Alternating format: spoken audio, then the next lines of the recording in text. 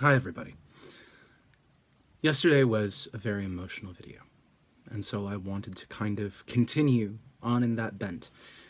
Maybe what we're seeing is a change in format of how things work. That perhaps I'll be able to use the speeches of William Shakespeare to tell a little bit more about myself. Maybe through doing that, helping other people using the works of theater to deal with things in their own life. I personally have found a great power in not just the plays of Shakespeare, but in acting in general to help you work through a great deal of things that you might be dealing with in your own life. This was never made more evident than when I played Hamlet. Longtime viewers will know that Hamlet is my favorite play in Shakespeare. What people don't know is that 2 years ago, when I was playing this role, I was dealing with a great deal of grief. Someone that I cared for deeply took their own life. And that sadness was something hard for me to deal with. And I found, in all places, Hamlet to be an excellent outlet for that. One of the things that has been most remarked about Hamlet is his inaction. That Hamlet doesn't do very much. Prompted to revenge by heaven and the spirit of his own father, he seems to do nothing. But what I was able to recognize was not someone doing nothing, but someone dealing with a great deal of grief and anger and betrayal. And the dealing with those things is not inaction.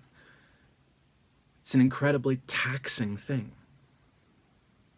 And so I sought to bring that to the forefront of what Hamlet was doing.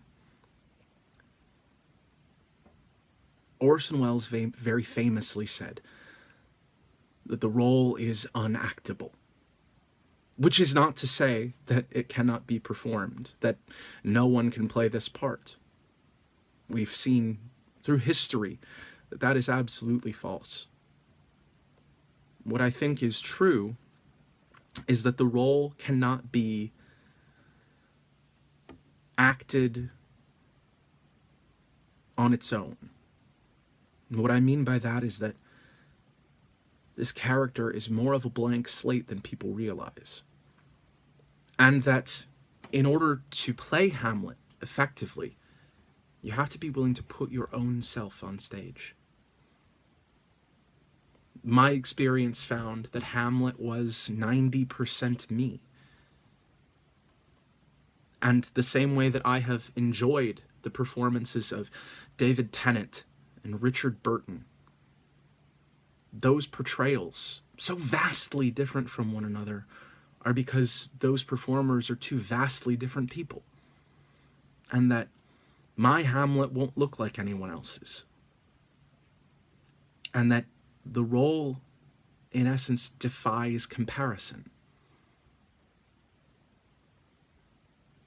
The speech I'm going to take a look at today, "Oh, What a Rogue and Peasant Slave," is a speech that I found very therapeutic to myself. So hopefully there will be other people who will find this just as therapeutic.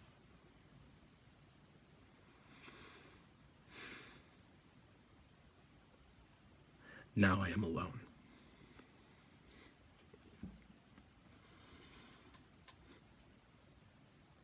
Oh, what a rogue and peasant slave am I.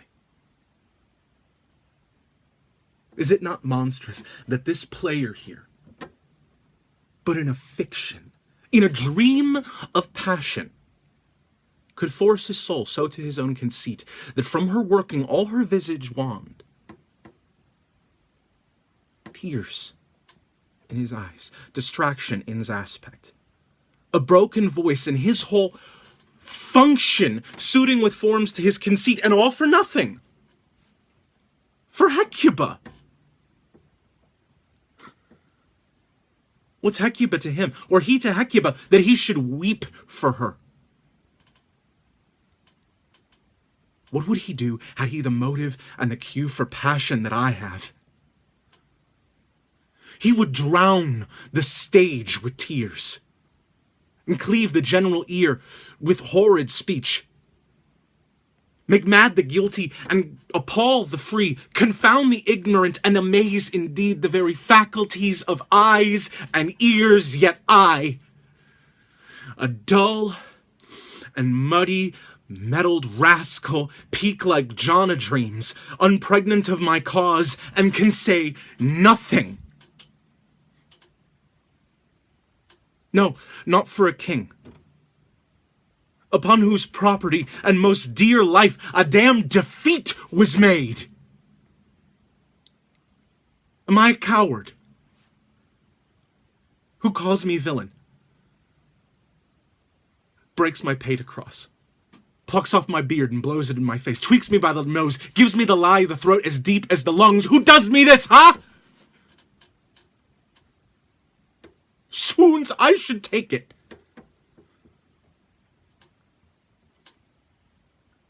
For it cannot be, but I am pigeon-livered, and lack gall to make oppression bitter. Or ere this, I should have fatted all the region kites with this slave's offal. Bloody, bawdy villain. Remorseless, treacherous, lecherous, kindless villain, oh vengeance!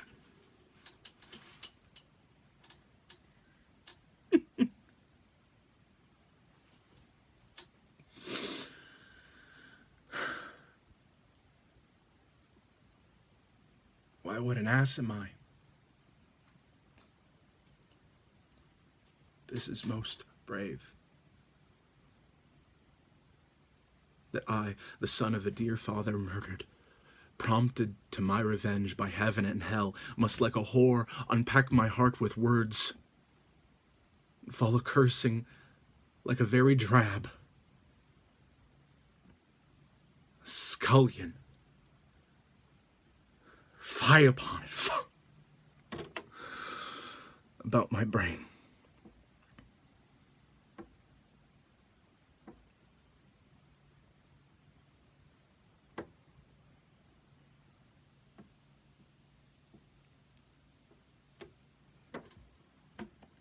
I have heard that guilty creatures sitting at a play had by the very cunning of the scene been struck so to the soul that presently they had proclaimed their malefactions. For murder, though it have no tongue, will speak with most miraculous organ. I'll have these players play something like the murder of my father before mine uncle. I'll observe his looks, I'll tend him to the quick. If he but blench, I know my course.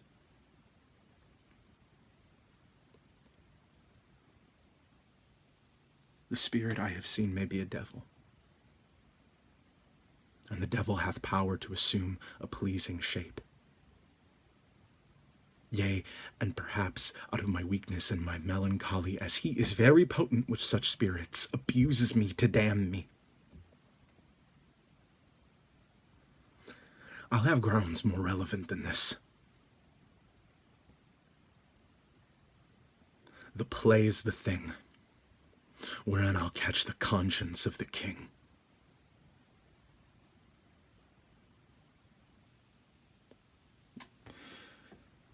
What we have here is a man who's torn, who's sad and angry, and doesn't know what to do with his sorrow or his anger.